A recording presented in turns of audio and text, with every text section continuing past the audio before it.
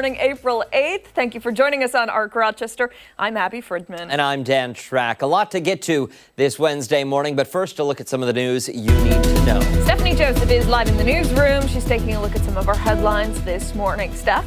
Hey there, guys. We do begin with breaking news. Nobody was hurt in a second alarm fire at a boarding house on the city's west side. Now, this was the scene. Take a look just before 5 this morning on Columbia Avenue between Genesee Street and Jefferson Avenue.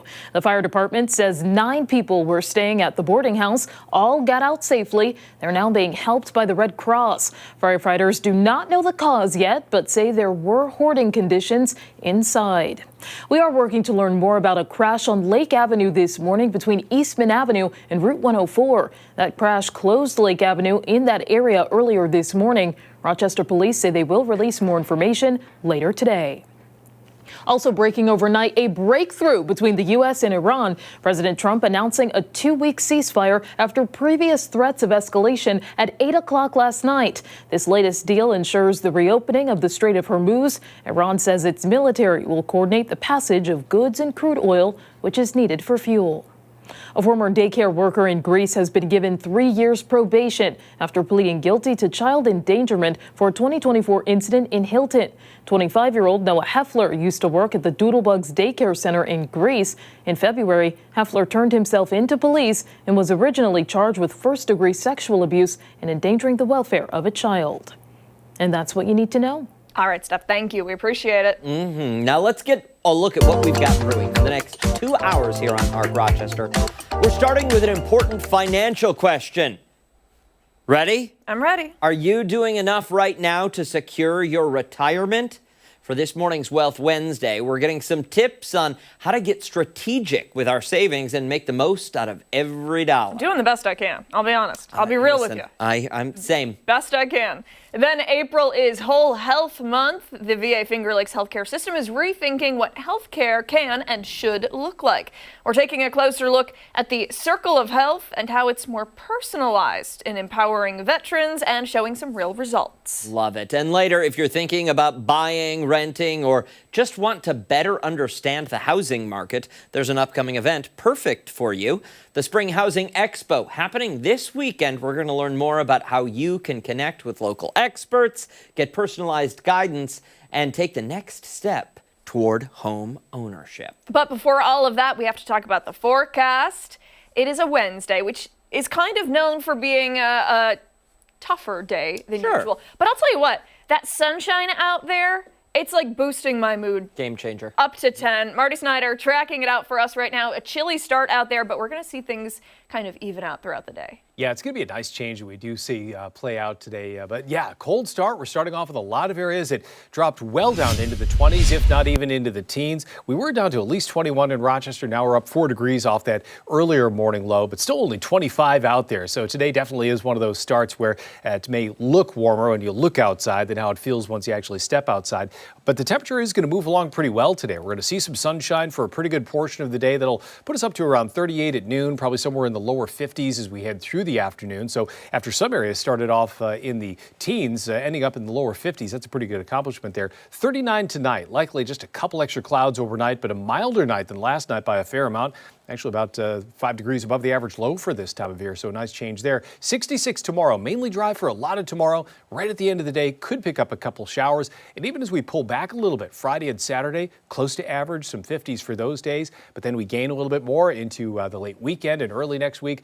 Could make a run at 70, maybe even a couple times as we head into the first portion of next week. So again, today with those temperatures that were in the teens, are in the 20s in some areas, they're going to change around by quite a bit for some of these upcoming days. And a nice warm-up is still in store for us just today and even for upcoming days as well. You're whispering something over there. What is it? No, it's not literally nothing to do with the show. I was looking at the 7-day forecast and looking at the days, and I made another grave error. Oh no. in planning things. What are you gonna do? Oh no. Not again. I just looked at it and I'm thinking to myself, well, Saturday, no. The worst. It's been weird this week. I was off on Monday, so I'm off by one day. I always have to look at the calendar. It's like, okay, I got them right. Yeah, listen, we need personal assistance around here. Amen. Yeah. Someone who handles our schedules for us. Someone tries to I'm in my not very house. busy, so I work this job. Yes, you I are. work my other job, and then I go home and I go to bed. That's it. Is that an offer? Are you willing? I'm willing. All right, Sure, Marty, you gonna pay me? we just got to send her our username and password. Yes, I need some She'll help. take care of it. All Thank right. you. Sure. Let's go off the top. We'll start with some of the things that have piqued our interest this morning. I will begin today. A problem so many of us face, and it's a question we may often ask ourselves. Where do we park our helicopters? I mean, limited. Limited limited. options. I mean, Yeah. you can't just park it anywhere, right? A man from East Gull Lake, Minnesota is asking that question after a judge said he can't use his cabin as a helipad. It's been a battle between this guy and the town since 2024. Doug Schaefer, a concrete company CEO, says he's been wronged, spending a lot of money to get this hangar built for his helicopter. In fact, he claims that the lakefront property has been completely built around this helicopter pad. This is his vacation house, so he's really not there all the time. It's not like he's flying the helicopter to work or anything. He says the last time he actually used the property was back in the fall, and he hasn't exactly been popular in his neighborhood. Many of those who live in the area are very happy with the serenity of the lake. The sound of the chopper blades and the gusts of wind might be a little bothersome to them. So they went to the city and they complained. The Department of Transportation heard their concerns and they agreed. He could not use the area as a public seaplane base. Schaefer says this doesn't violate any city code and even made a website to convince people that what he was doing shouldn't be a big deal. He also says he got approval from someone before he started building it. I don't know who. And he didn't go on to say, but he said he did get approval. Now, the start of the story does kind of make you roll your eyes, right? I mean, obviously neither of us have helicopters. Not really relatable. A seaplane, sure, but a helicopter, no. Schaefer, though, admitted it's an odd situation that, again, not many people find themselves in, and says, quote, I get this is a first world problem. It's not a big deal whether I win or lose the actual ability to use my helicopter at my cabin. He goes on to say this is about the principle of how this is handled by the city. It's about property rights, saying he got the approval, he was told it was okay, he went and he did it, and now they're saying, nope, can't have your helicopter there. He says he's going to fight all the way to the Supreme Court.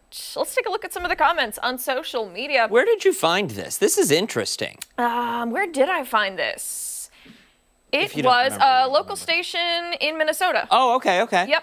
Some of the comments. So sorry, my hometown, I will state that a helicopter is absolutely not necessary or does belong on Gull Lake or any lake home or any property. That's from Angela, local resident. Wendy says, good. I cannot even imagine how annoying it must be for the neighbors.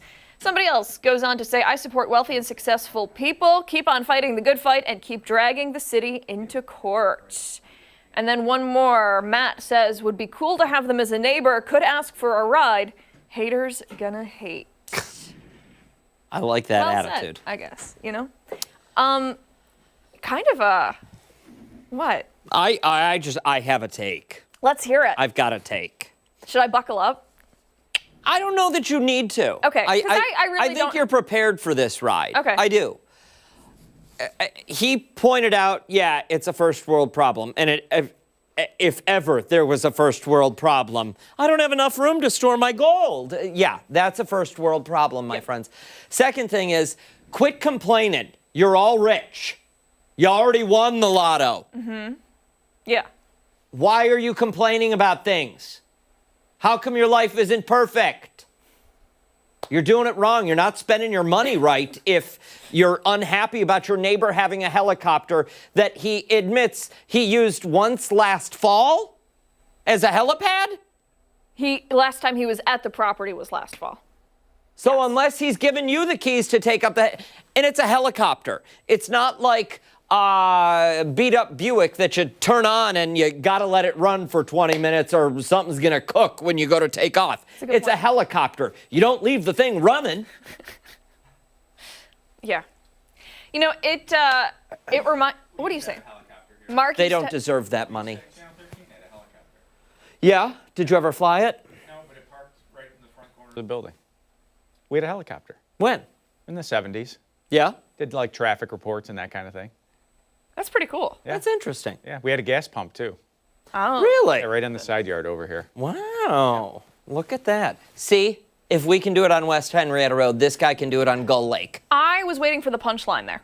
I'm not going to lie. I thought he was going to say something sarcastic, but that was actually helpful. Thank you, Mark. In actual fact. Yes. Yeah. Thanks. I'm still waiting, though, for us to get an email saying Mark was pulling your leg. Yeah. Or some kind of mean comment coming up. Yeah, I can't believe you guys Let's fell move for on to that. yours. I want to know Mark's take on this. Okay. So let's move along to mine. There's a new word defining the American workforce right now, and it is not quiet quitting. That is so 4 years ago, 5 years 4 ago, years or ago. whatever. It wasn't? No, I said, was it? I don't know what it was, wasn't it? Okay, 2 years ago. The new word we're using is stuck. S-T-U-C-K. New data from Gallup finds nearly 1 in 3 U.S. workers feel trapped in their current job. And nearly half say they stay simply because leaving would cost too much. Cost them what, you might be asking yourself? Well, their paycheck first. Then you've got benefits, the scheduling. Nearly 7 in 10 workers say they can't afford to walk away from what they have, even if they hate where they are. Here's the cruel irony to this. The people who are trying to leave, half of them can't even get an interview. This isn't workers being complacent. This is workers being cornered.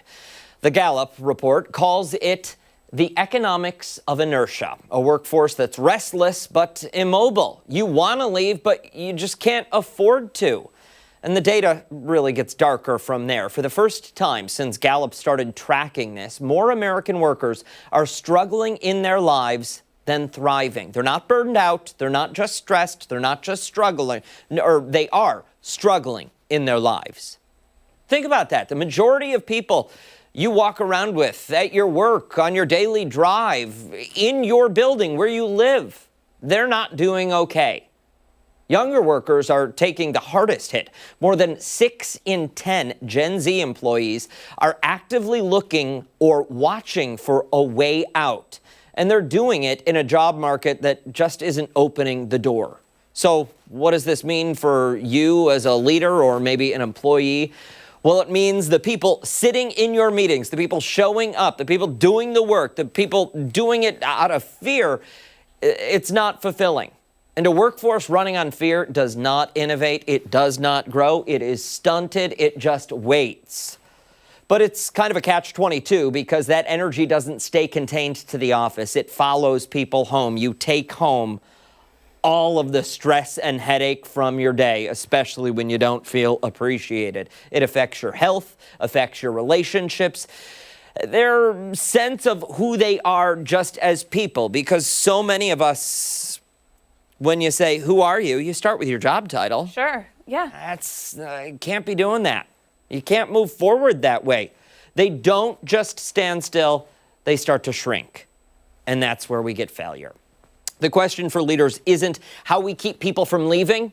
It's, are we giving people a reason to actually stay that is meaningful? Because there is a vast difference. And right now, most workplaces aren't making it. So what does this all actually tell us? Well, 3 things.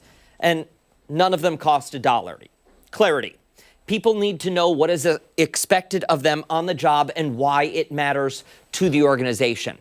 Recognition, and we're not talking about a pizza party or forced fun with coworkers. They want genuine, specific acknowledgement that their work is seen. It doesn't have to be, you've done such a great job. Hey, thanks for turning in that report on time. That's all it is. And they want growth. People want to see a path forward, even if it's a small path.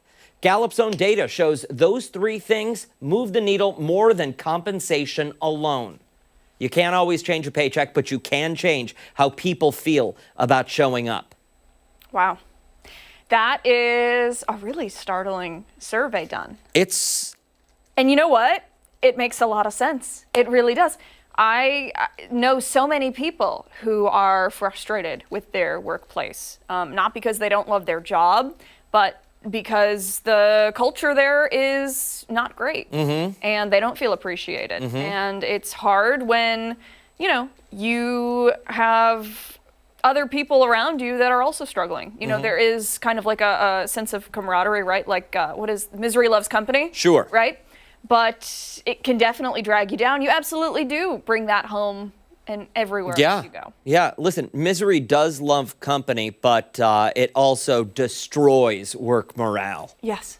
It does. Yeah. It kills it for everyone, not just the people involved, because others will catch wind of whatever you're saying and inevitably start taking more of their issues home with them. And it is hard to leave a job. It's expensive. It's crazy expensive. Sure is. You lose your seniority. You lose your vacation time. You have to start over with benefits, probably new insurance. And, you're also losing relationships, right? Chances are you're not, if I don't see you every day, are you going to call me every day and check in and see how I'm doing? Exactly. Probably not. Yeah.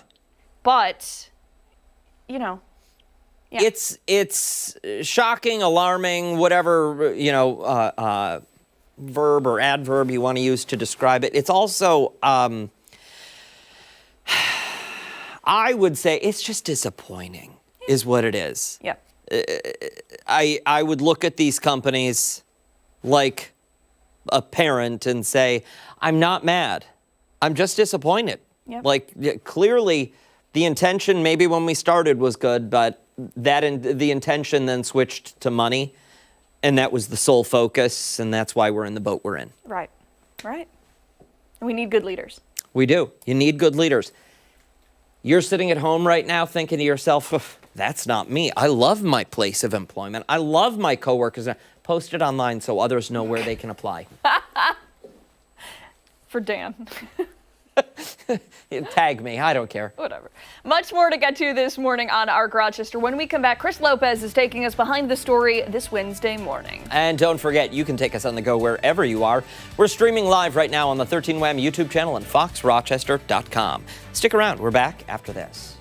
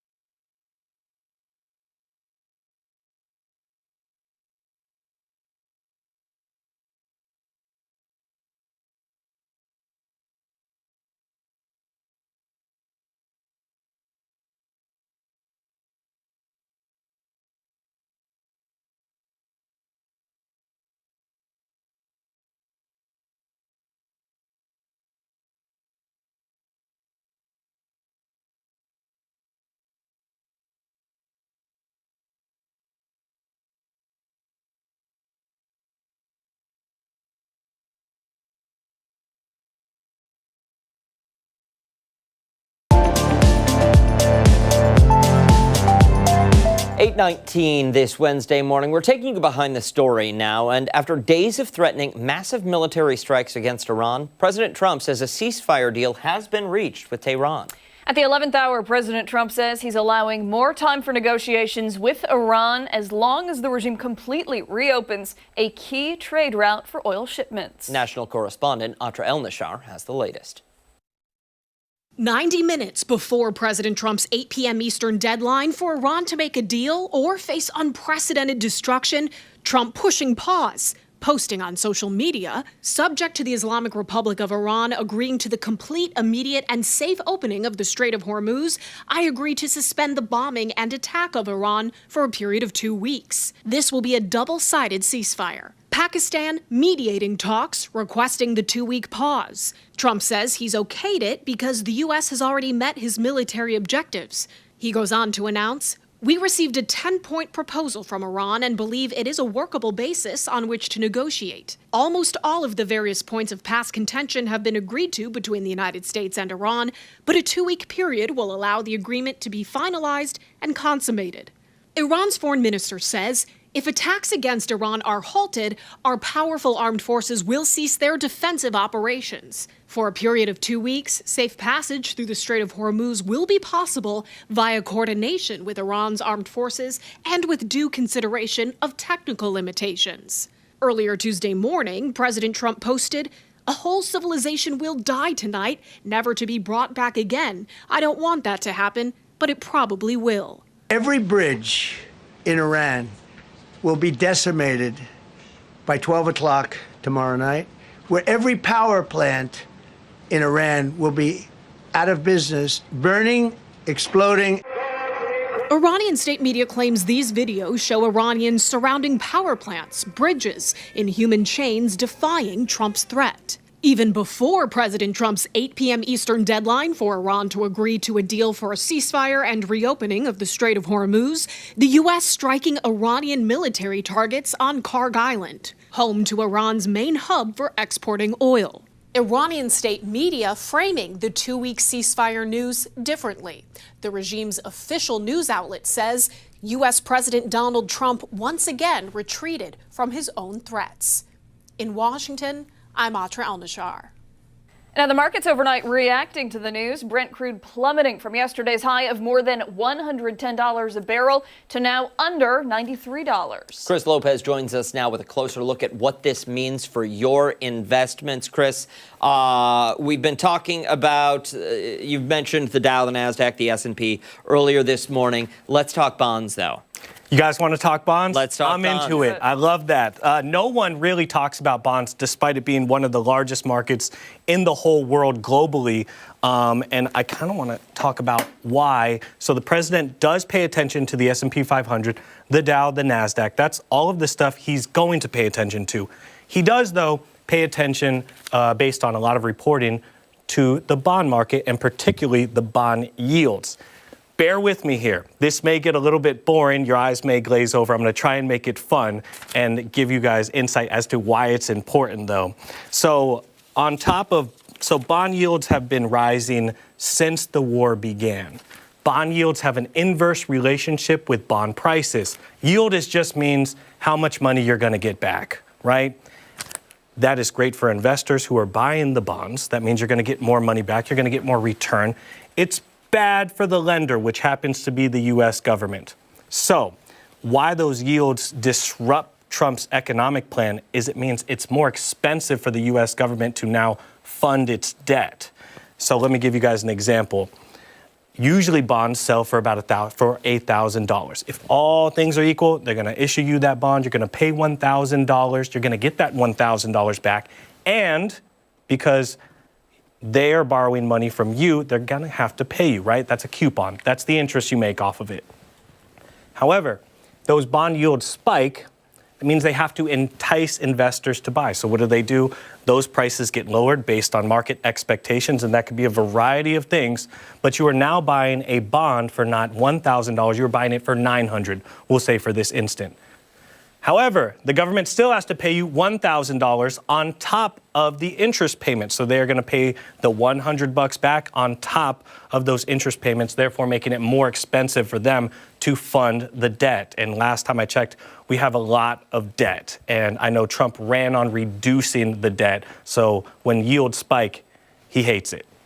From all the reporting that I gathered. I hope I did not lose you guys on that. No. So because of the volatility and because we're seeing up until 12 hours ago, we were seeing prices, Brent crude spiking, and we saw the stock market taking dips. Yeah. That it's always the opposite for bonds. If the stock market's doing So no. Okay. And so this is another thing that really grabs his attention.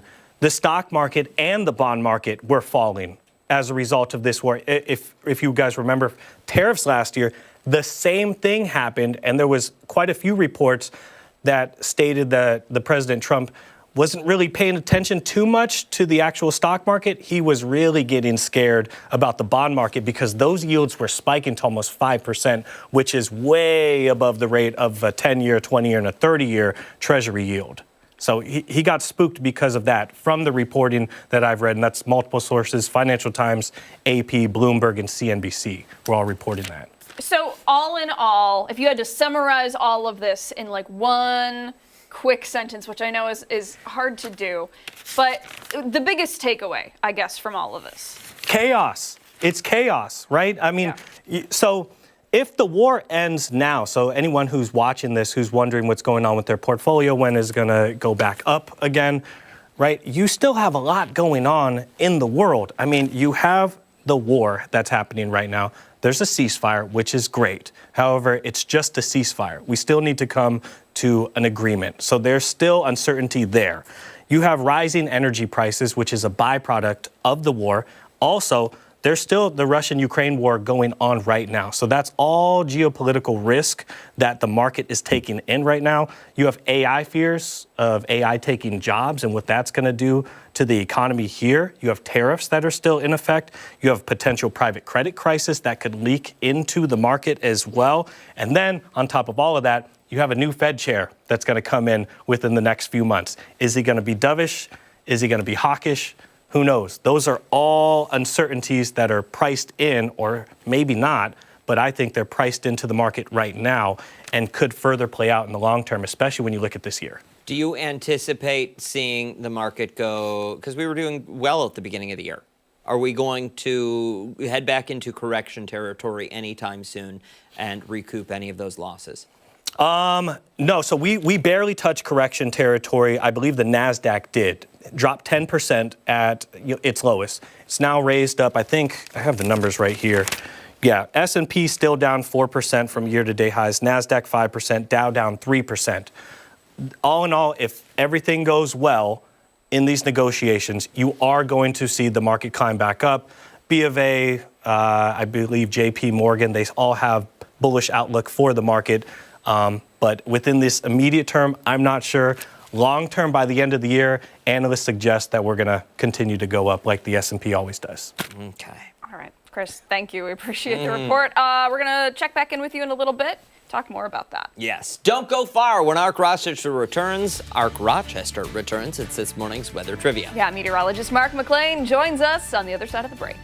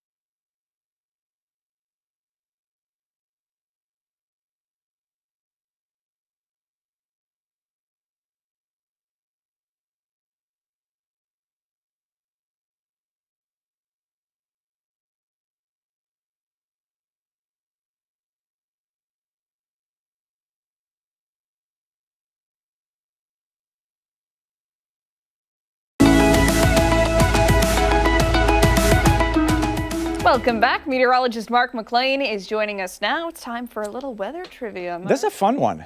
I actually gave Dan a sneak preview yesterday. He doesn't You did? remember. Remember? Nope. I remember. You do? Yes. Okay.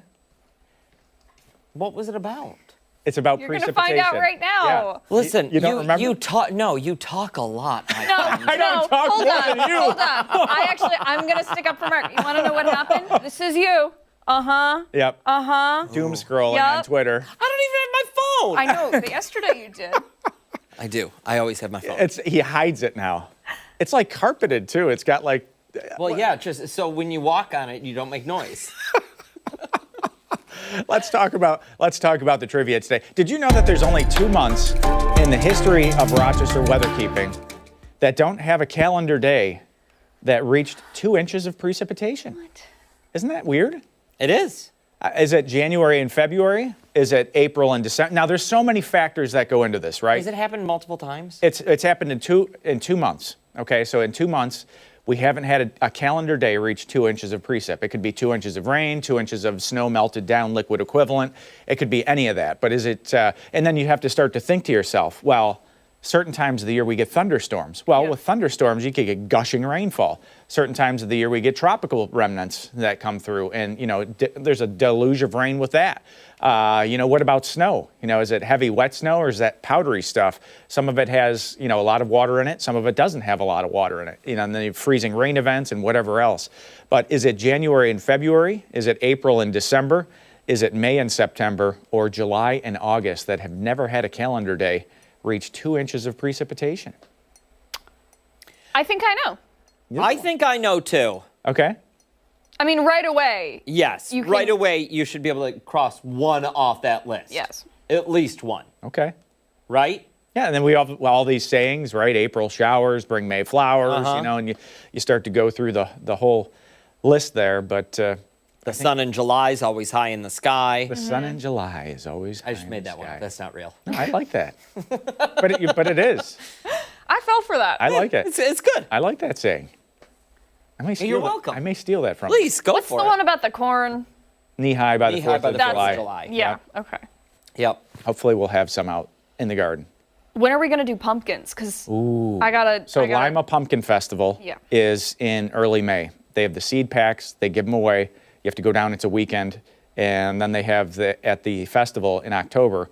They have all the farmers bring in Their the pumpkins. from the Yep. season. Whoever has the one that weighs the most wins the prize. But yeah, we're gonna Atlantic Giant is one of them. We're gonna get some seeds. Yeah. Okay. And we'll be able to start them on time this year. Yeah, we were very delayed Yeah, with that was- almost everything in that Yeah. garden last year. It was kind of crazy. But we'll have that answer at 9, and a really cool muddy paw.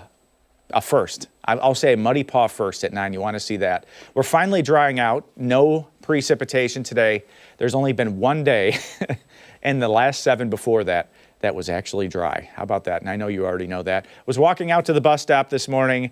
The little hyacinths are fighting through, and look at those little dots. If you look closely, and this was shot off an iPhone, you can actually see the 6-sided ice crystals on the flowers from the frost this morning. Those are my favorite flowers. Oh, they're purple and they're beautiful. They're amazing, Yeah. and you only get them briefly. Yeah, they don't last very long. It's true. You get it 2 weeks if you're lucky. Look at that. Yeah, we get 9 calendar days a year where we don't have a cloud in the sky. Is today one of them? It could be. It's hard to do. It's hard to do, especially this time of the year. But Was yesterday one? Yesterday no, the afternoon was nice. we have You're just clouds? remembering the afternoon because Okay. we started with snow, wind, that's right. It was brutal. The morning was and not then it great. got sunny. And it is a day we need that sun because we started at 21. The record low is actually 13 for today, so we didn't get into record territory. But look at the teens to the south. I mean, that was the actual air temperature. If you woke up at the end of January and saw those numbers right there, you'd be like, hey, it's a normal day. But this time of the year when the average is 53, that is not normal. But the next 3 days, it's back to spring. 66 degrees for tomorrow and next week. We do have a 70 in the forecast. It looks like the East Coast is going to experience above normal warmth as we head towards, again, next week. But for right now, it's high pressure overhead. That next system that's back to the west is going to give us a small chance for rain, and this is going to be late Thursday into Friday, and you'll see that come into play here. A few clouds late tonight, and then for Thursday, it's that breezy southwest flow that gets us into the 60s. There's that rain chance towards the end of the day on Thursday. So planning forecast says plan on the shades today. You're going to need them. 52 degrees, and that's just normal. Okay, it's just normal. It's going to feel good after yesterday, believe me. A few clouds tonight, 39 degrees, and the 7-day forecast, there's that warm up for you as we go towards next week. Looks like a decent weekend, 52 on Saturday, 63 on Sunday, near 70 for both Monday and Tuesday, more like late May. How about that? Yes. We'll take it. We like that. Yeah. At what point do we know about the summer? It's going to be a little bit yet. One thing I can say down the road, and I can give you info for down fall, winterish for next year. This El Nino that's coming on is going to be a very strong El Nino. Historically, if that unfolds during the summertime, the following winter is very wimpy in this area. Okay, so it has less to do with the summer weather, more to do. It can actually also stall out the Atlantic hurricane season over the Atlantic. So it could be a season where we have less tropical activity. Less tropical activity usually leads to lower temperatures because as hurricanes come up the East Coast, they often bring a ridge of high pressure with them behind it, which brings up warmth from the Gulf and moisture from the Gulf. So a couple of things unfolding there that may help us during winter, but may not help us as much during the summer. We'll see. Okay. Yeah. All right. Thank you, sir. 73 days, 73. 18 hours, 48 minutes, 0 seconds. All right. Much more to get to here on ARC Rochester. We're back right after this. Sorry, I went to read it. Sorry.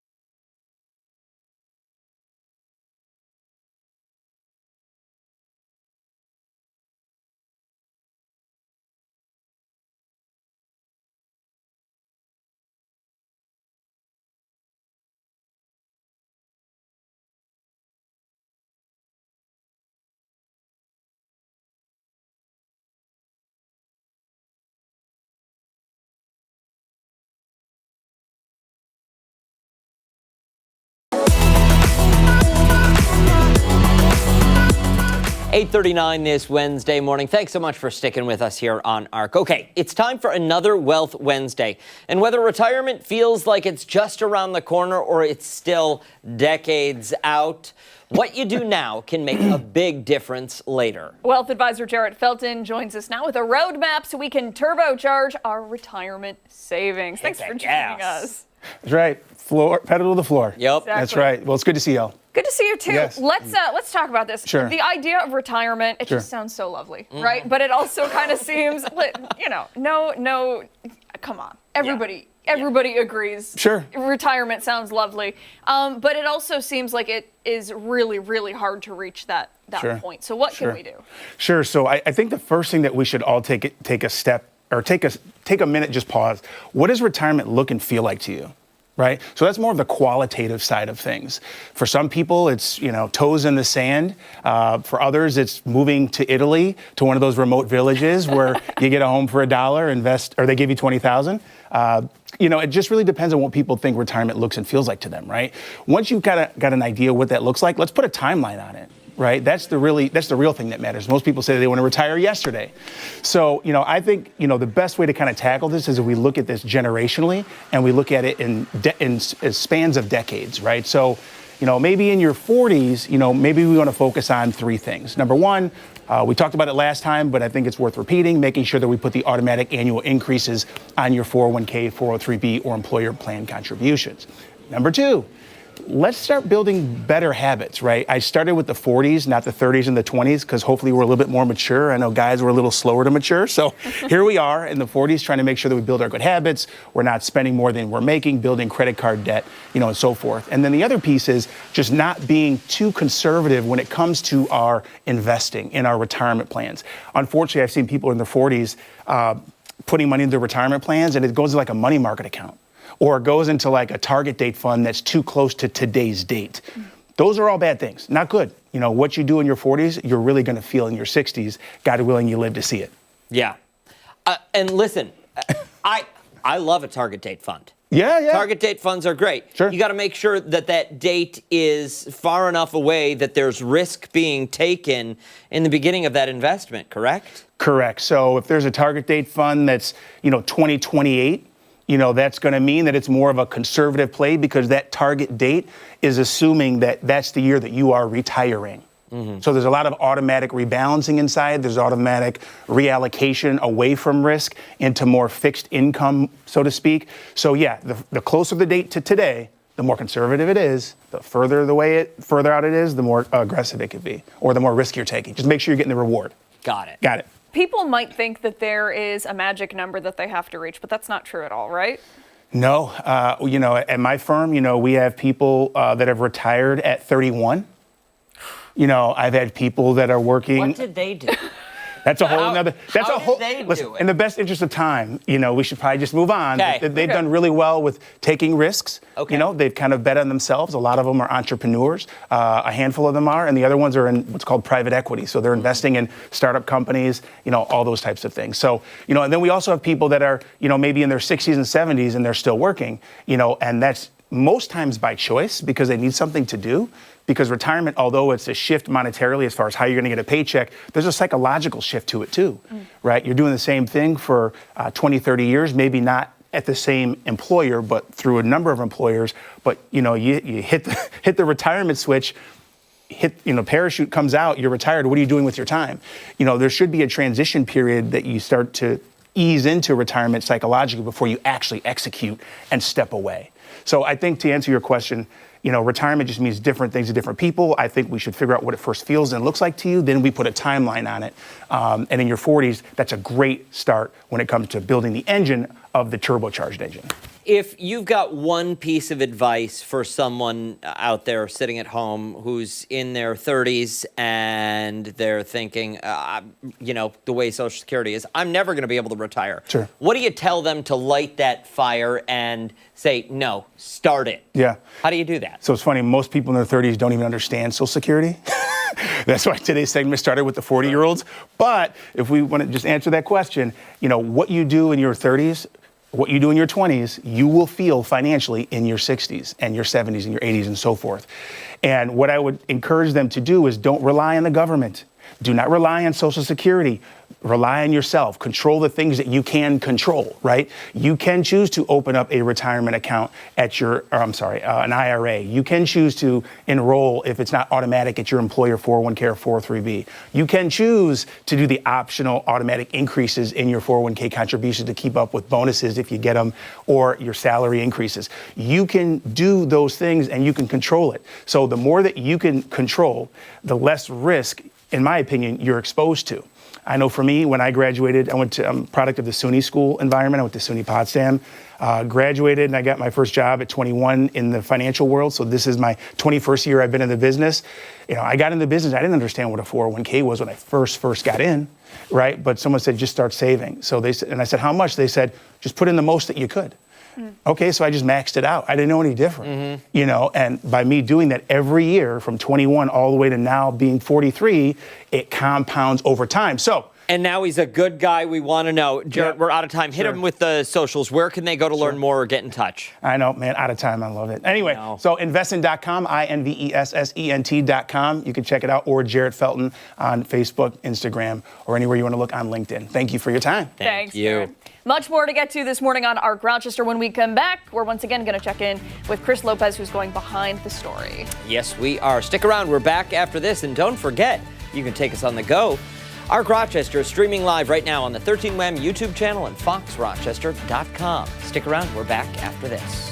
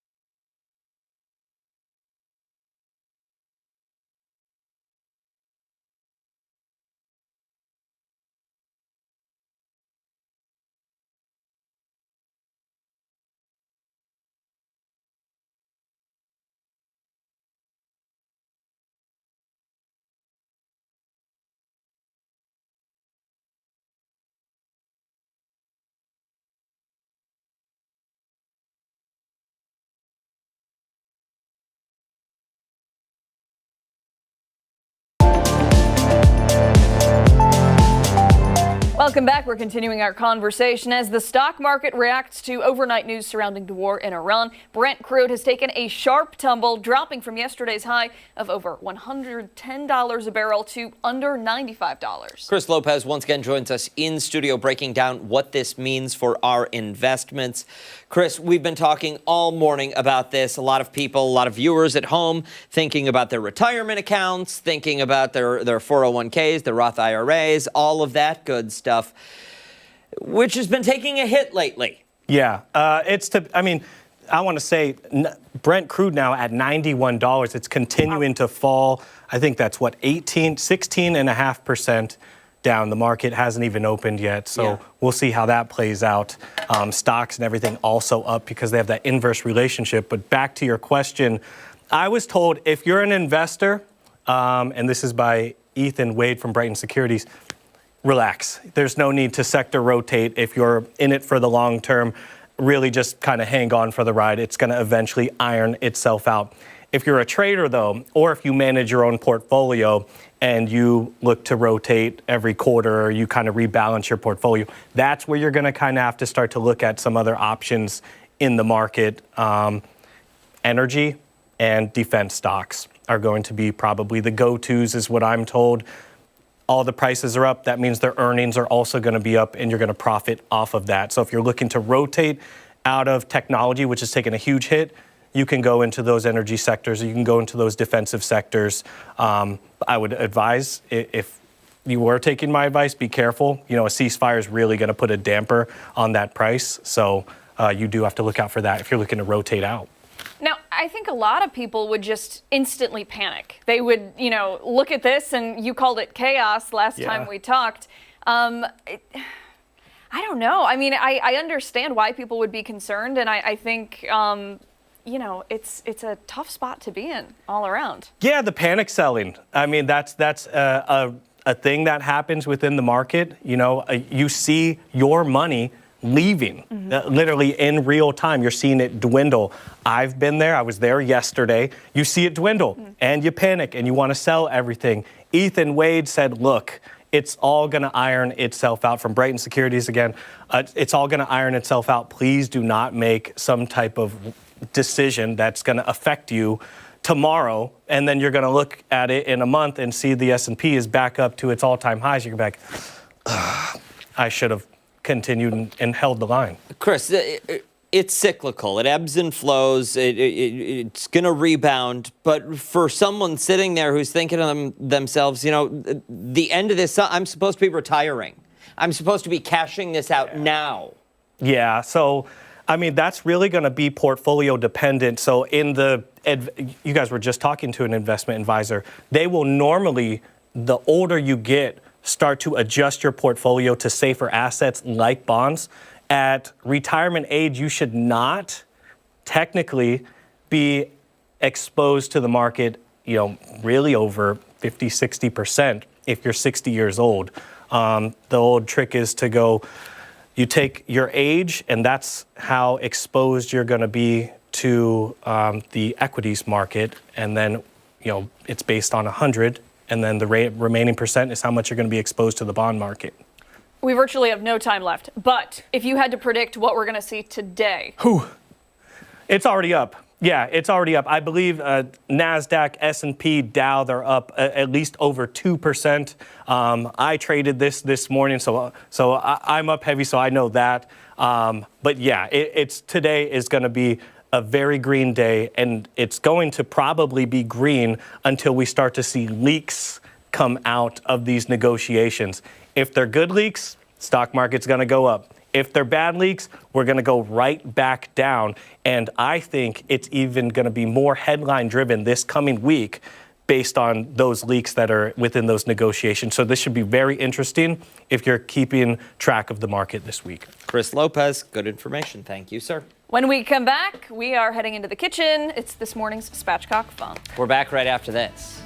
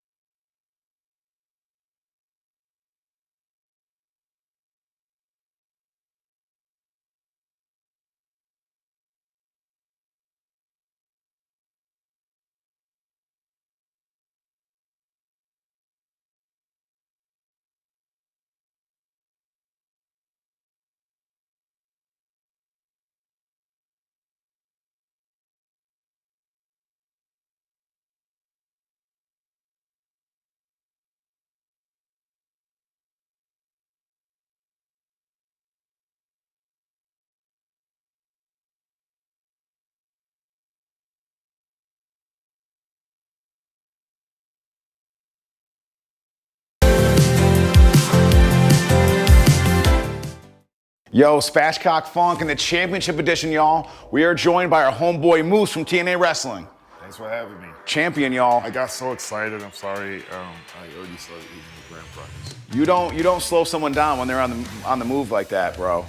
So this guy right here, it's an incredible event. Coming to the War Memorial in Syracuse, April 14th and 15th. Watch this man just crush skulls and draw in the crowd. But the thing that makes him great is good guy around the community, from Syracuse, played at Syracuse. He's one of only a few human beings on earth that have played in the NFL and wore a championship belt, baby. So that's what's up. Yeah, thanks, man. That was a great introduction. Well, appreciate that, dude. Can't wait. I don't know what we're making. Yeah. But I'm a foodie, and I'm excited to eat. Well, I kind of just want to put a bit of everything on this cracker and just take a bite. So that's basically what we're doing, baby. The deal is with you is we know that you're obviously super fit and healthy, but you got a sweet tooth from what we understand. Yeah, a big sweet tooth. So Alex's wife, April, had this recipe that we've renamed it the Hit Stick Tree Bark because that's your finishing move, you know? That's right. We want to knock it out. So while I'm going to put this sauce together, why don't you just lay these things out evenly on that? Okay, just one at a time? Yep, just nice even mix while I'm throwing some light brown sugar,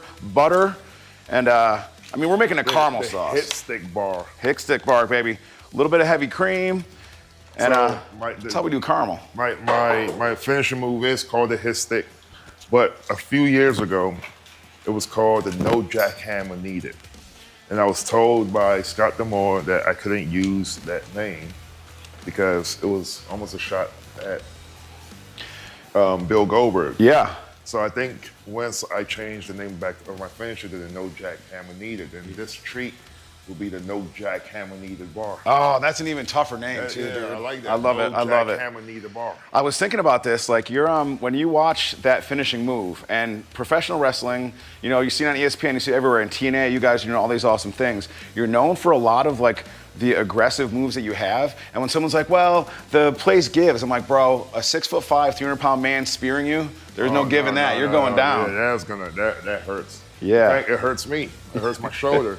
So when you're studying like people from the past, if you could go back and fight one wrestler of all time, who's it gonna be? Oh, it can't be one.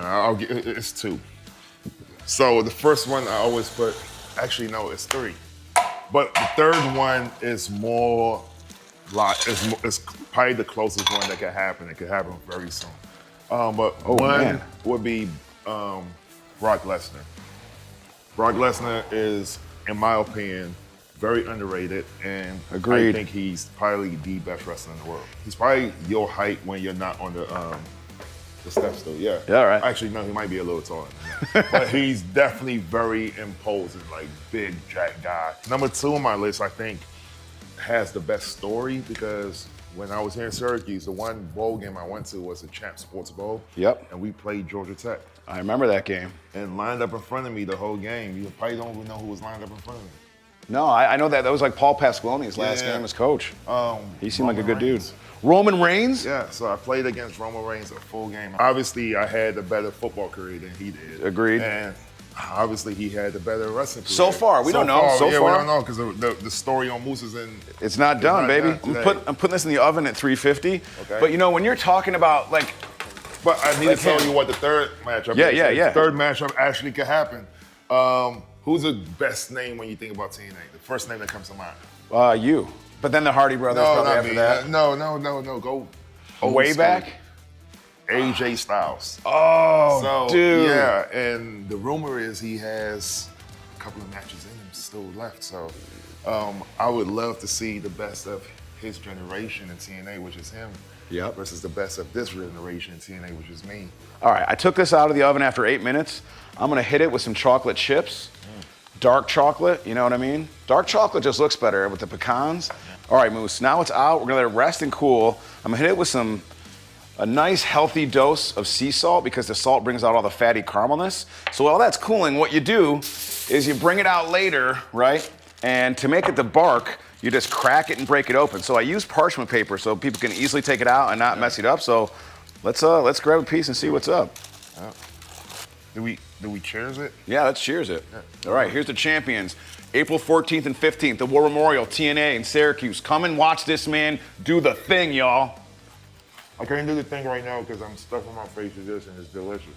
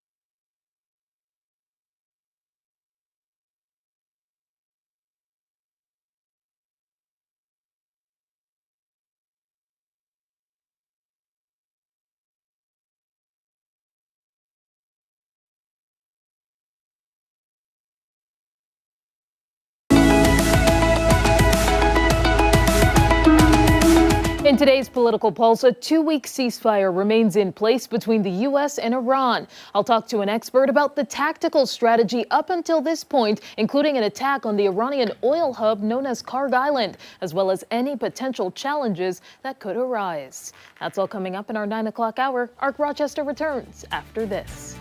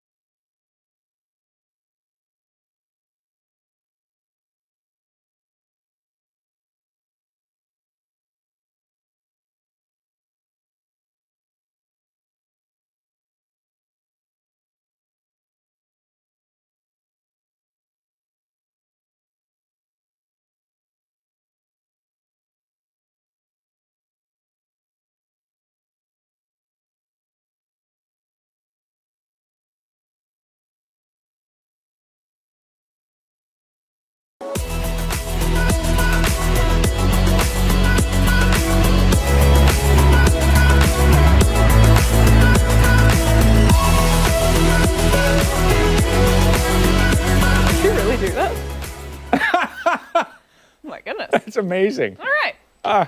Well, it's Wednesday, 9:05. Wealth Wednesday. We're behind today. We are. Oh, time is it? 9:05. Ooh. Well, it's because we're yapping today. Yeah. Yep. All right, so let's dive right in. Okay. I am going with C. That's my final answer. Oh, wow. I was can't even also remember gonna what go with C C. is. Let's go. C was May and September. Was it? Uh-huh. Okay. The weather trivia Sure for do. today. Bum, bum, bum. In Rochester's recorded history, only 2 calendar months haven't had a calendar day reach 2 inches of precipitation. Which 2 months? January and February? Well, we'll go to the choices first. Mary has C, Allison also C, David, Tom C, Amy and Paul have D, Barb, Janet, Sandy and Rod have D, Barbara and Betty have C this morning. Okay. Rebecca, Cassandra, Debbie and Lori have C, Michael and Sandra have D. Another page, a couple of pages. Yvonne and Jim and Jack and Kyla have D. Ron and Shelley, C. Lori, C. Debbie, C. Lima Pumpkin Festival. Hey! We'll see you. D. And Cheryl, Dave, D. Richard, Neva, A. Sarah, D.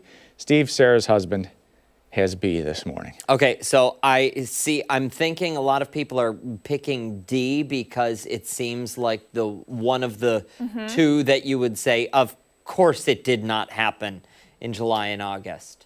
But thunderstorms, you made note of that. Yeah. So I'm thinking that it's not D. I'm agreeing with you that it might be C. Oh, no, I think it's C. I think Okay. people are picking D because of the thunderstorm factor, saying, there must have been a fluke where for these 2 months we didn't have a. Listen. Last summer, it never rained. Remember? That's true. Remember how wet the spring was? We had 11 inches of rain in May and June, and then it never rained in the summer. So we had no. Oh yeah. So we had no. September was the lowest amount of rain on record. It's like 0.3 inches. What did for we the have entire for month. July and August? It was not a lot, whatever it was. The whole period from July through early October was So it the could be lowest June and lowest July. on record for Rochester. No, see, I think I'm going to stick with C. Okay. Well, here's what's going to surprise you. The answer is actually B. What? April has never had a calendar day with 2 inches of rain. December has never had a day with 2 inches of either melted snow or rainfall in total. It really surprised me. I was shocked about April. That one really surprised me. I'm gonna need to fact check that. We need to check your math on that. They don't believe me. Well, the reason July and August can't work, obviously you had it, it's thunderstorms. So you can get 3 inches of rain in a thunderstorm in an hour. And you got to cross September off because September actually one of our wetter months because of tropical remnants. That Did come we up. get 2 inches though in July and August last Oh year? yeah, We did. not last. This is of all time. So this is on Rochester record. So this goes back to 1871. So which two calendar months have never recorded a day with 2 inches of precip? I think you were reading it wrong. Never. Never. Yeah, okay, Yep. okay. Which surprised me even more because April showers, Bring May you just flowers. you just think of this month and you're like, what, it rains all the time this month. How is that even possible that you don't have 2 inches? You know who doesn't care? This is a muddy paws first, and it's a muddy claw today. Oh, Love it. This is an Orpington chicken. Lila. 9-year-old Lila, dressed up for Easter. Yes. In the daffodils. Lila does have a hat on. Yes. That is a hat. That's amazing. She looks fantastic. Orpington chickens, by the way, are the ones that lay the brown eggs, and Lila apparently every day. Wow. Yeah. Get it, girl. Does Lila have a radio show? I And don't- talk very softly like this. Delilah. We love to see the pics. My And, childhood. that's the first time we had a chicken on the air, but it's somebody's pet. Not true. You Not hear true. every day, You're- Mark. Also, the They just things can't- you they say can't on this resist. show that you never expect that you would Right, hear. ever. We've never had a chicken on the show. Well, there's a first for everything. 13wham.com/chime in and scan that code, and you can put your peacock on the air tomorrow. There you go. Whoa. Whoa. Wet Slow paws down. on Friday. Saturday and Sunday look dry. FCC violation. Yeah. FCC violation for that Yeah, one. we'll pixelate it. Don't worry. All right. We had a couple of frozen picks come in today. I had to match the outfit to the flowers today. Right? I thought you were matching us. I know. Actually, I did. I We cheated. all I watched, did purple. I watched today. you guys at 6. Okay. I did. You. That's so sweet. I did. I matched up. But those little dots on there, that's frost from this morning. The crocus, the hyacinths had quite a bit of that. And the reason why is because April turned chilly. 29 so far today is the warmest temperature, and it's the coldest of the bunch, but it won't be by this afternoon, thankfully. 43 for Monday, 37 was it for yesterday, 63 on Sunday, and we were in the 70s, if you remember, back on Saturday. But temperatures right now, warm enough that the frost on your car windshield is starting to melt out there. But if you parked the car outside last night, you're going to have to give it a few minutes to warm up because it was a cold start out there. Crystal clear, 29 degrees, south at 3. The dew point temperature is in the low 20s. So that all adds up to a real nice day for this time of the year. And we're going to find that cold air fading away. This is all seasonable or above for the next 5 days. 66 for Thursday and still in the 60s for the end of the weekend on Sunday. So looking pretty good there as well. Large high pressure keeps it quiet in New England today. That next system that you see gives us a small chance for a shower as we head through Thursday evening and Friday, but not going to be a washout during that period and not going to be something that we're going to watch for creeks and streams either. So there's the temperature in the 50s this afternoon. Tonight with the increase in cloud cover, we won't be nearly as cold tonight, likely right around 40 for the overnight low. And you see for Thursday, we're back to the mid-60s. There's that chance for showers later Thursday and into Friday. So I think most of the daylight hours tomorrow are in pretty good shape, but there is that rain risk as we head towards Friday. High back to near normal. The normal is up to 53 now. Sunrise at 6:42, so that's still getting earlier each and every day. And next week, we've got a 70 on the board. Look at that. 63 Sunday, 70 Monday, 69 for Tuesday. It's going to feel like May early next week. We like that. Yeah. And we always pay. We pay for one day. This April is the 1 step back, 2 steps forward month. And then the rest of them all, trend upward until you get back towards September. Just thinking about the weekend, like Yeah. Saturday, maybe a little bit of time outdoors. Oh, for sure. And then Sunday, Yeah. I'll be outside all day. Yeah, it's a forecast that has me thinking the backyard is just a mess from the flooding and all that rain that we had. We ended up with like all of this leaf and debris and sticks from upstream because we get a little swale. Oh, yeah. The swale swells up when it rains, so all these things get carried down into like our backyard. It's just, Is it still there? Oh yeah, because you can't walk on it yet Well, because it's still too. listen, you leave footprints. In the Let back. Abby and I know, and we'll come and watch you guys clean. Okay. We'll cheer you on. Yeah. Gonna cheers us on the deck. Yeah, absolutely. Still have some of the brews from yesterday up Yeah, in the you fridge in the missed break one, room. Mark. I'll bring them out for you. All right, sounds good. Much more to get to here on Arc Rochester when we come back. Chris Lopez is taking us behind the story. He continues to follow the changes within the stock market. And don't forget, you can take us on the go wherever you are. Arc Rochester is streaming live right now on the 13WAM YouTube channel and foxrochester.com. We're back after this.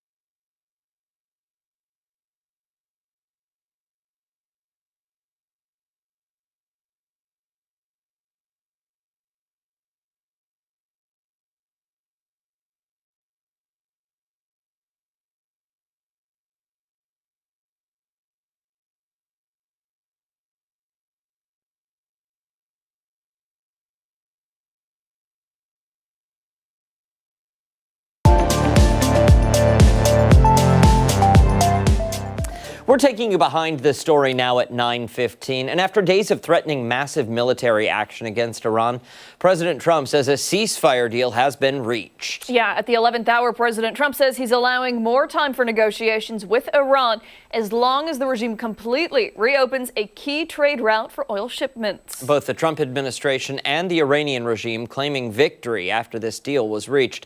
But questions remain about details of that agreement and what will come next. CNN's Reed Binion has more.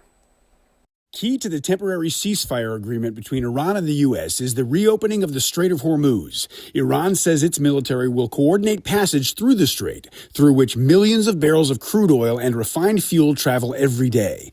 The waterway is also a key part of the global supply chain for many different goods. Shortly after President Donald Trump announced he'd agreed to the ceasefire, missile attacks were reported in Israel and across the Gulf region. An official said the U.S. military paused strikes on Iran, but according to an Israeli military spokesperson, Israel was still carrying out strikes as of late Tuesday. Some have expressed concerns over details reported about the ceasefire deal. Former Republican Congressman Adam Kinzinger writing, quote, "Good Lord, if we cede control of the strait to Iran and agree to reparations, this will be the biggest humiliation in American history." Democratic lawmakers saying the ceasefire isn't enough. Well, a 2-week ceasefire is insufficient. We need a permanent end to Donald Trump's reckless war of choice. House Democratic leader Hakeem Jeffries again calling for Congress to rein the Trump administration in. House Democrats have demanded that Speaker Mike Johnson immediately reconvene the House back into session so we can move a war powers resolution. I'm Reed Binion reporting. All right, now overnight, markets are feeling the impact. Brent crude has dropped sharply, falling from yesterday's high of $110 a barrel to below 95, and those numbers are all over the place. Yeah, fluctuating constantly. Chris Lopez with us now with a closer look at what this means for our wallets. And Chris, we're talking about that price of Brent crude, something we've really been tracking for the past 6 weeks, with a hawk's eye. And we're seeing it dip now at $92 a barrel. About 91 the last time I checked, probably a few minutes ago. But a lot of people are thinking those prices that they drive by at the gas stations, those signs need to be changing, but those aren't going to change. Yeah, what gives, right? You see oil drop 16%, we'll say, as of right now.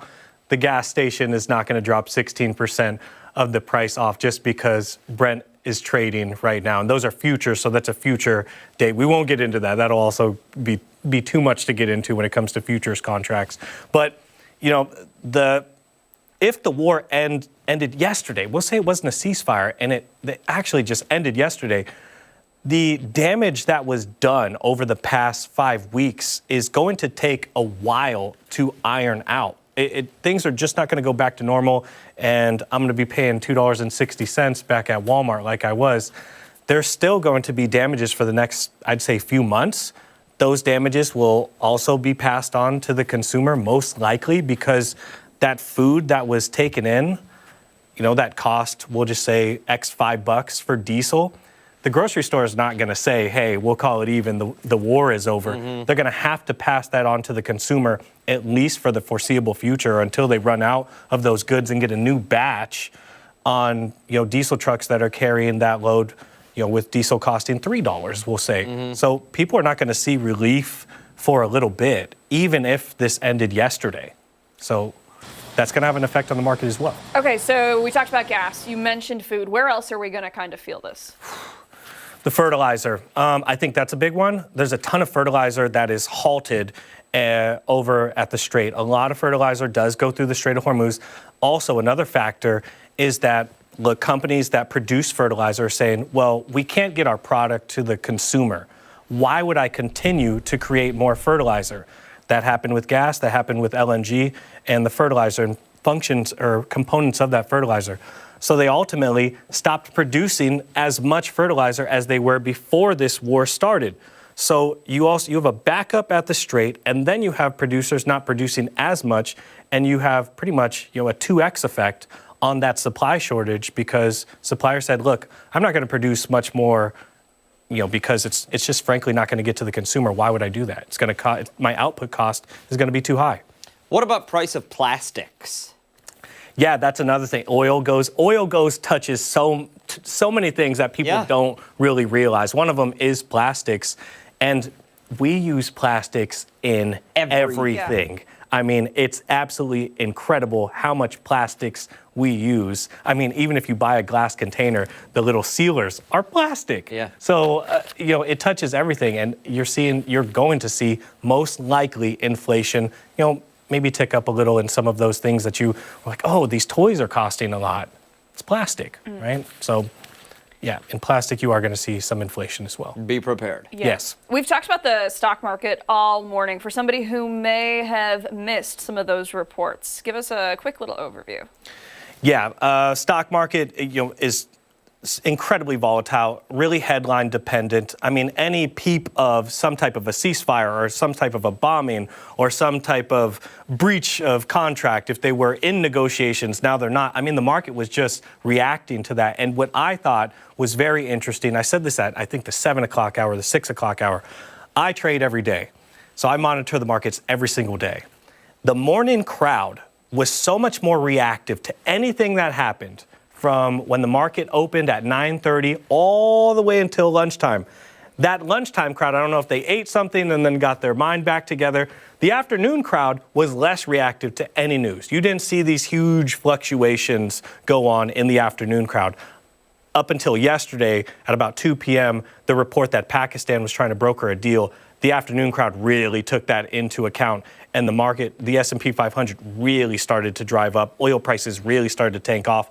And that was, 4 hours before the actual agreement was met? So there's been fishy stuff going on. This is a different point. There's been fishy stuff going on throughout this war when it comes to oil futures and the stock market.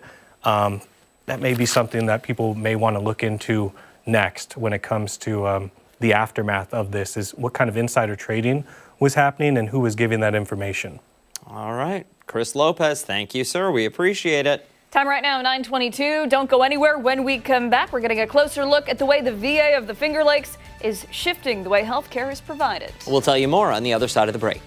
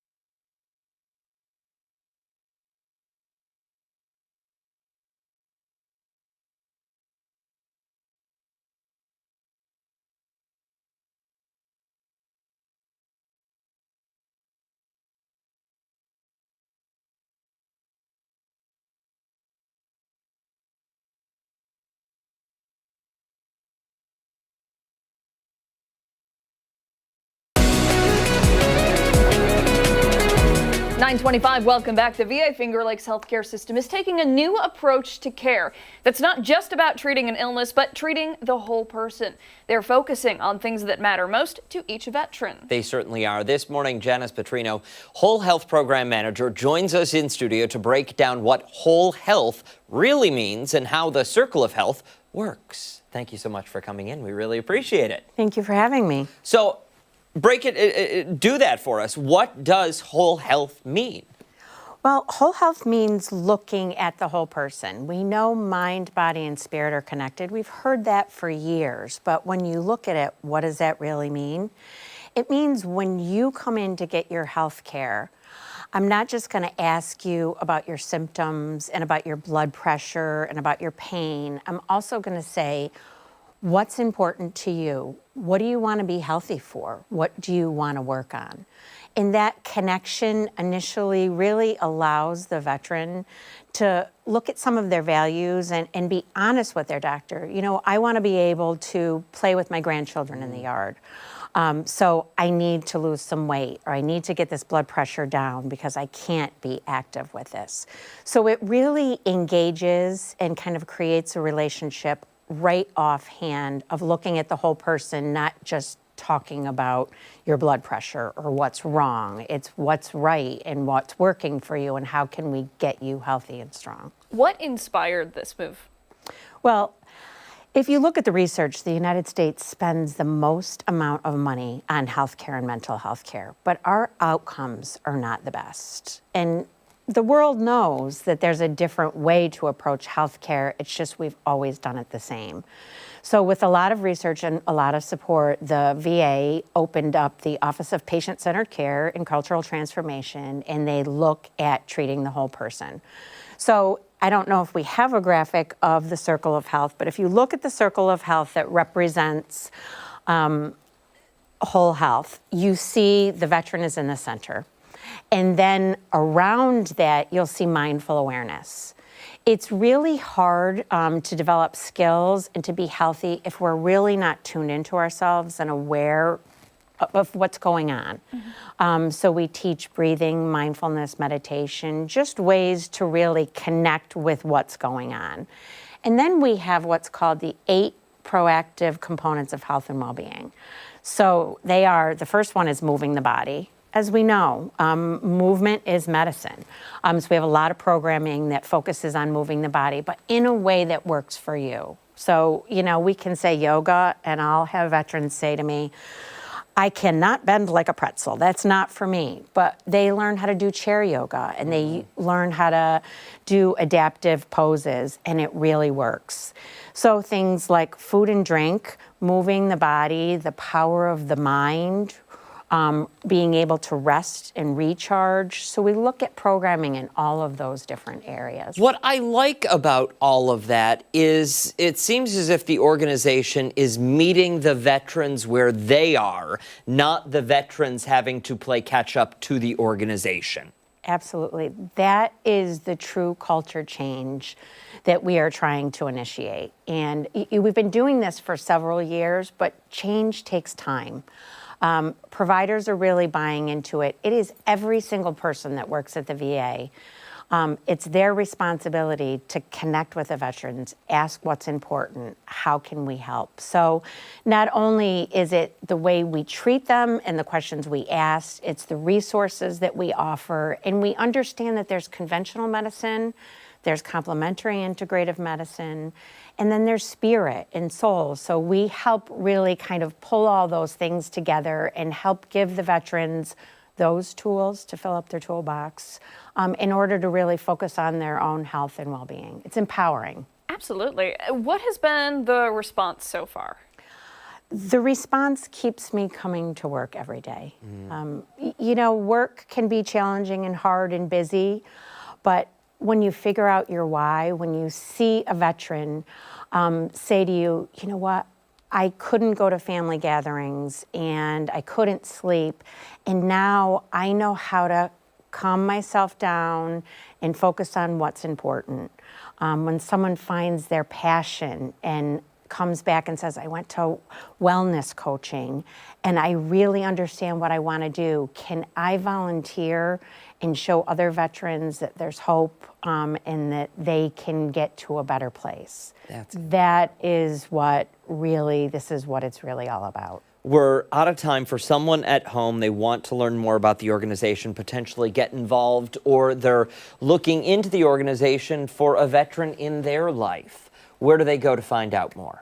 They can call Finger Lakes VA main number. If they're enrolled in care already, they can call the VA Finger Lakes Whole Health Office at 585-393-8583 and talk to somebody. If they're not enrolled in VA care, then they can come to their nearest VA and find out if they're eligible for care, and we can get them set up. Terrific. Fantastic. Thank you so much for your time. We appreciate it. Thank you. Time right now, 9:30. When we come back, Steph will be here. She's breaking down some of our top political stories. Political Pulse coming your way next.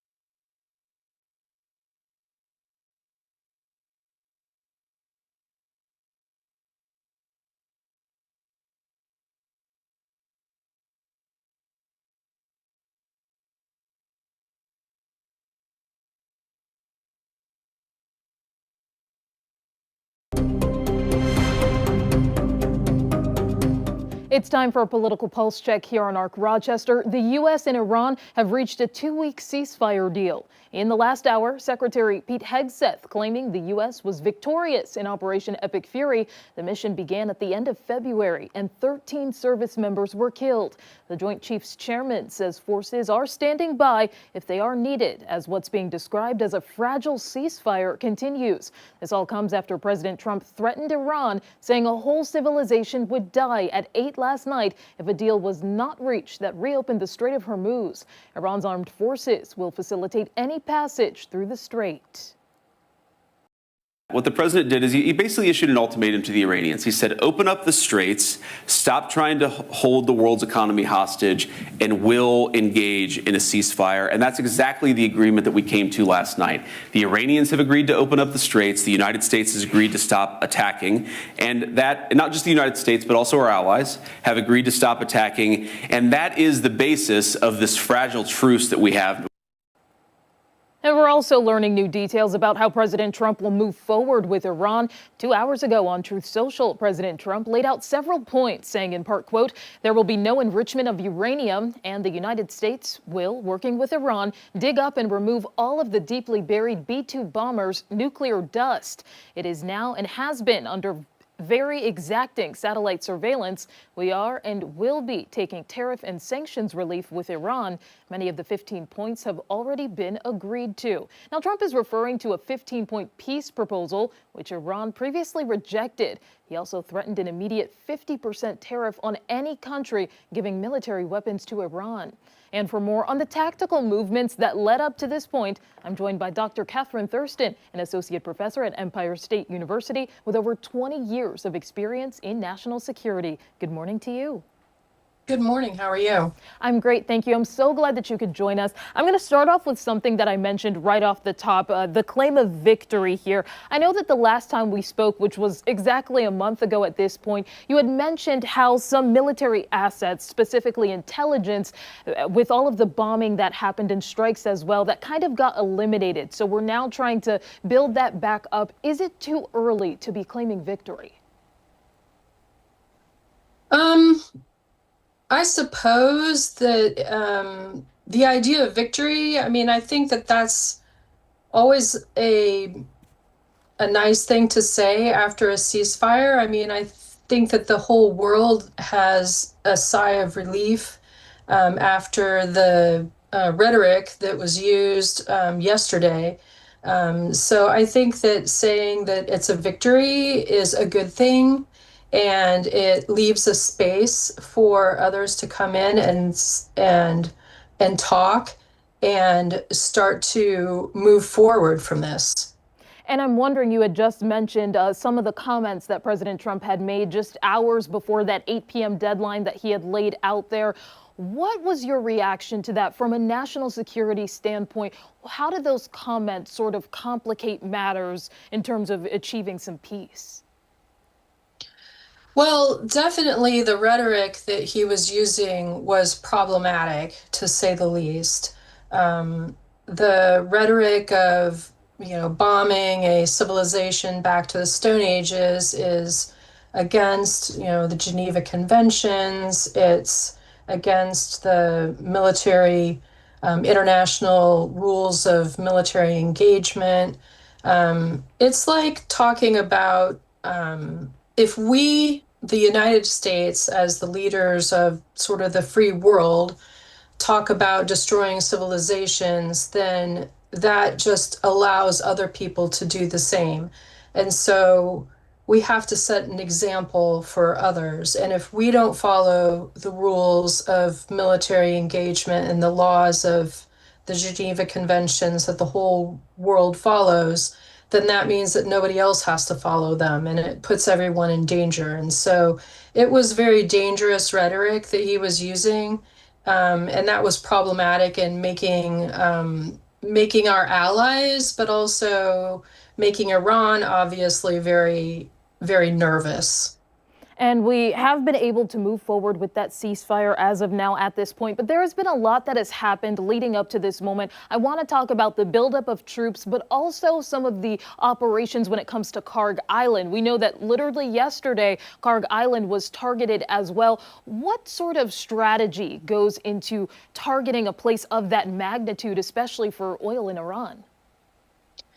I mean, targeting Karg Island, I spent all day yesterday watching all of the analysis that I could on Karg Island because I was expecting to talk about this with you today. And it's a extremely well fortified island because all of Iran's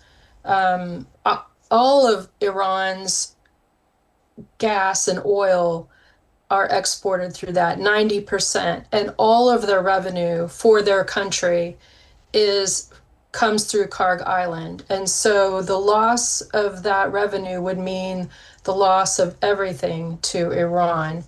And so if we had gone in there to Karg Island, it would have been extremely well defended with anti-tank, anti-personnel, small arms fires. There would have been people there on the ground. And there's no good way to approach Karg Island without leaving yourself very exposed. So there would have been a lot of death on our side and on Iran's side. So it was looking to be a very scary boots on the ground type of mission. And that was the only way that we could have attacked Karg Island and also kept the oil flowing. And there have been a lot of thoughts about boots on the ground. Potentially, we're seeing at least 50,000 troops are in the region itself. There were plans for more with the Army's 82nd Airborne Division. And I know that you have background in the Pentagon as joint staff. I'm wondering, how does that decision process work in order to start with this buildup? And what does that ultimately symbolize? The buildup starts years in advance and with the planning. The planning starts, we have a basic contingency plan for Iran. And then as the president and the National Security Council comes to decisions, then that planning moves to Central Command, and then they start making the plans into more tactical plans, and those plans become more and more and more precise. And so this kind of planning would take weeks and weeks in order to do an attack on Karg Island. That is something that would probably take months of preparation and planning. And we know that forces are standing by just in case as we await more details about this 2-week ceasefire. And by then, I hope to also follow up with you. Thank you so much again for your time. Absolutely. And be sure to stay with ARC Rochester for your top political headlines. We are back after this.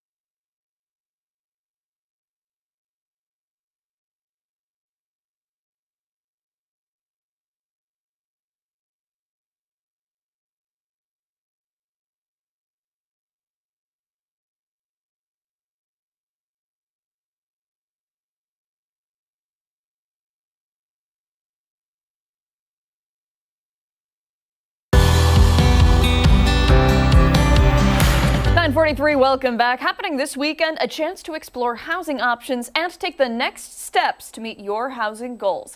Connected Communities is hosting their Spring Housing Expo at the Neighborhood Hub on Goodman. Angel White, Housing Project Manager, joins us now for what attendees can expect and how you can get involved. Thank you so much for coming in. We really appreciate it. Thank you for having me. Absolutely. So for someone who may be unfamiliar with the Housing Expo, what does it look like?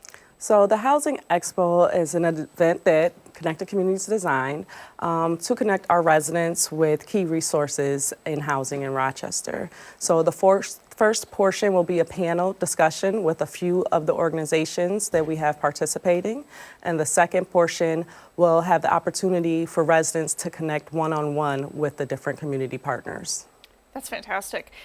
We know that there is a real housing problem in our area. Was that part of the inspiration behind getting this program, this expo going? Absolutely. So at Connected Communities, our work covers 4 pillars: economic empowerment, education, community wellness, and mixed income housing, which is my pillar. And one of the top goals of mixed income housing is to connect residents with resources for housing. Do me a favor, explain that title, mixed income housing. What is that? Mixed income housing deals with affordable housing as well as other opportunities, depending on no matter what your income is, having housing opportunities that work for you. Got it. Okay. Why is that so important to have that mixed income? It's important because, as you said, housing is an issue across our city, no matter what your situation, and everyone deserves to have quality housing. So for someone sitting at home today hearing about this event, they're thinking to themselves, listen, I would love a house. Home ownership might be something that I'm looking toward. Right now, I got to find just a stable domicile, a good, decent place where I can live. Is that information they'll be getting at this as well? Yes, we have all different types of community partners. So where the main focus is home ownership, we do have other community partners that have resources for renters. If you're interested in being a landlord or if you're buying your first home, there will be resources for you at the expo. Terrific. Tell us a little bit more about some of those resources. I'm imagining a wide range of people there. Absolutely. So some of our partners are Community Bank, Habitat for Humanity, the City of Rochester, Rochester Housing Authority, NeighborWorks, and that's just to name a few. We have over 10 different community partners that are involved with this expo. And if there are organizations out there that may be unfamiliar with this or may be hearing about it for the first time and they want to become involved, they want to partner up, is that something you're actively looking for? Absolutely. Our whole goal is to connect with other community partners so that we have all the best information for our residents. So if you are a community partner that would like to connect with Connected Communities, you can either go to our website, which is connectedcommunitiesroc.org, or you can contact me directly if you're in housing, and that's angel@connectedcommunitiesroc.org. Very good. Thank you so much for your time today. Thank We you. really do appreciate it. And if you're interested in stopping by, we'll post all the information for you on foxrochester.com. 9:47, when ARC Rochester returns, we are looking ahead to an upcoming event that carries a strong community focus. We'll tell you more after this.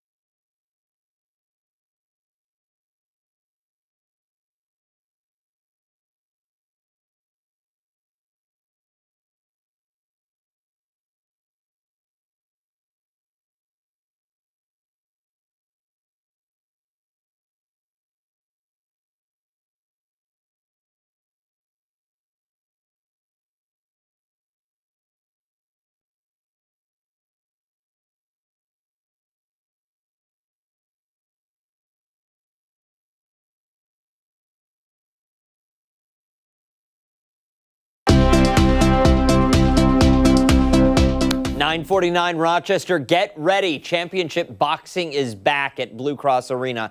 The Stopping the Violence boxing extravaganza is bringing high-level fights to downtown, honoring the city's rich boxing history while delivering a message of hope and community. Clay Harris from United and Healing Through Hope of Monroe County is here to tell us more about the event and the impact it is hoping to make in our area. Thanks for joining us.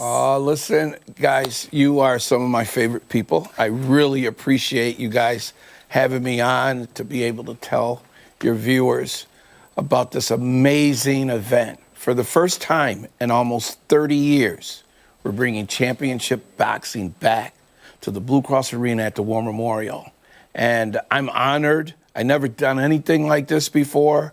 You guys know I've been on this mission to help stop the violence and save our families and our youth throughout the county and the region. And I had a dream literally about 4 or 5 months ago that I was bringing a large boxing event to Rochester. And fast forward, you know, God put things in my path to be able to get with the right people because I don't know anything about it.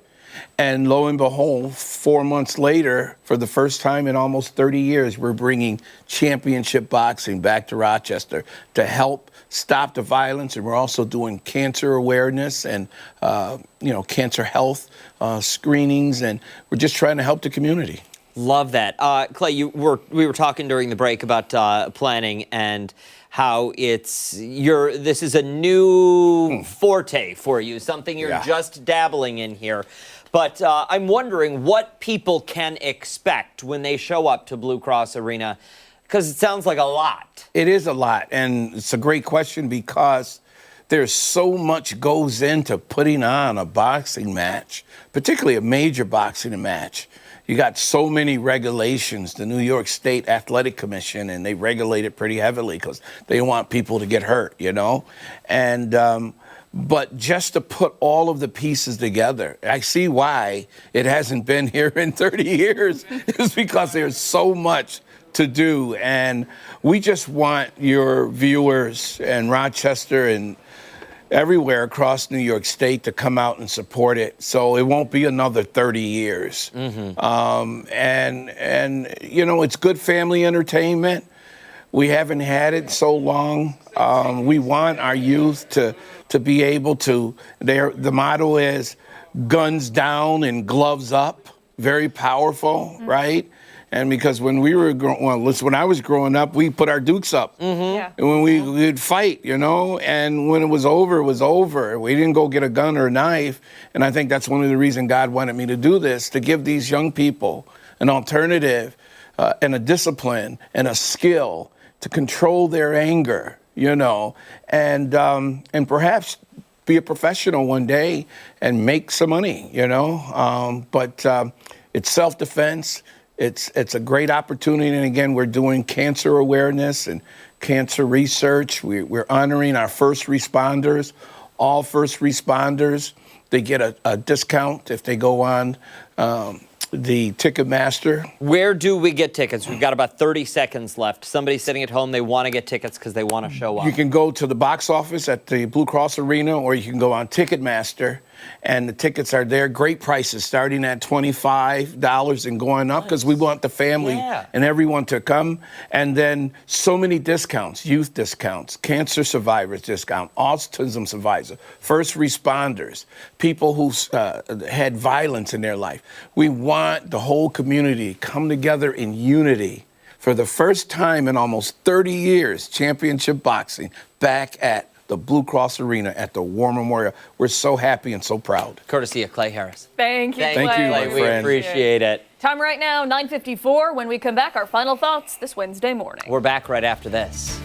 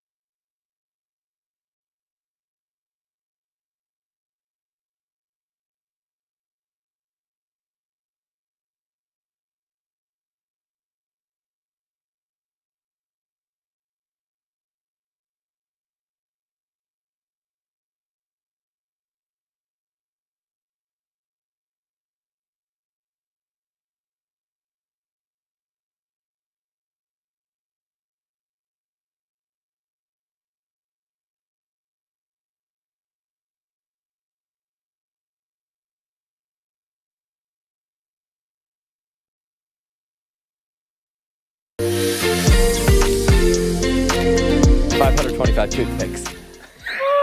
Final Time for our thoughts final thoughts of on the Arc morning. Rochester. Yes. Amazing. What do we have as final thought? We had a Sunshine. packed show today. Yeah. Sunshine. You know what? Yeah. You and that forecast. You're always talking about it. You're calling me a chicken on the air. Well, you haven't talked about your birds in a while, so. Well, Yeah. there we got that out. And your squirrel problem. Oh, Yeah. there's still a problem. Their problem. Yeah. Yeah. It's okay. Putting olive oil all over the poles and it's not doing anything. Whatever you can do. What's wrong with you? What's wrong with I you? didn't know they did that outside of Vegas. I mean, that does it for us here on Arc My job. Rochester. Make sure to wake up with us again. Tomorrow morning, starting at 4:57 on 13 WHAM ABC. Maybe. We also have much more live local news, maybe, coming up later today. 13 WHAM News at midday. Join Steph and Mark. Bye.